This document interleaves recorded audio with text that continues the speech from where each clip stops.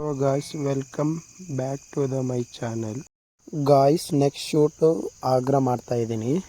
ನಾನು almost friends ಜೊತೆ trip ಮಾಡಿರೋದು. ಡೈರೆಕ್ಟು ಡೆಲ್ಲಿಗೆ ತೆಗ್ಸಿದ್ವಿ ಟಿಕೆಟ್ನ.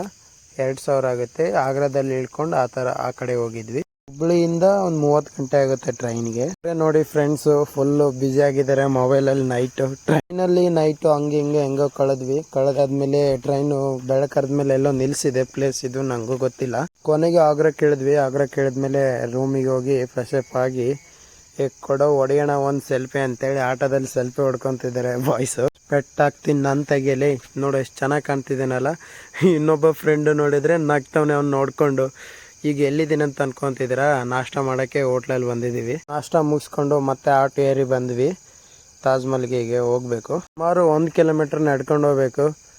ಅವನವನು ಅಂತೇಳಿ ಒಂದು ಸೆಲ್ಫಿ ತಗೊಂಡ್ವಿ ಹಂಗೆ ಎಲ್ಲರೂ. ಟೋಕನ್ ತಗೋಬೇಕು ಹೋಗ್ಬೇಕೆ ಎಂಟ್ರಿಗೆ ಅಂದರೆ. ಹಬ್ಬ ಕ್ಯೂ ನೋಡಿ ನೀವೇ. ಕೊನೆಗೂ ಹಿಂಗೋ ಮಾಡಿ ಟೋಕನ್ ತಗೊಂಡ್ಬಂದ್ವಿ. ಐದು ತಗೊಂಡು. ಇದೇ ಟೋಕನ್, ಒಳಗೆ ಎಂಟ್ರಿ ಇಲ್ಲ, ಈ ಟೋಕನ್ ಇಲ್ಲ ಅಂದ್ರೆ. ಆದ ತಕ್ಷಣ ಒಂದು ಸಣ್ಣದು ವಿಡಿಯೋ ಮಾಡ್ಕೊಂಡ್ವಿ.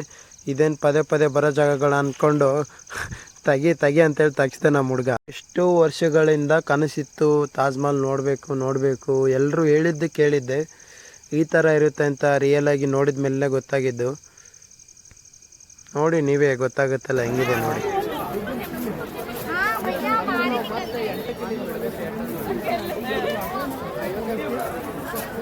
ಸಲ ನೋಡ್ಕೊಂಬಿಡಿ, ಕಣ್ಣು ತುಂಬ ನೋಡ್ಕೊಂಬಿಡಿ ತಾಜ್ ಮಹಲ್ನ.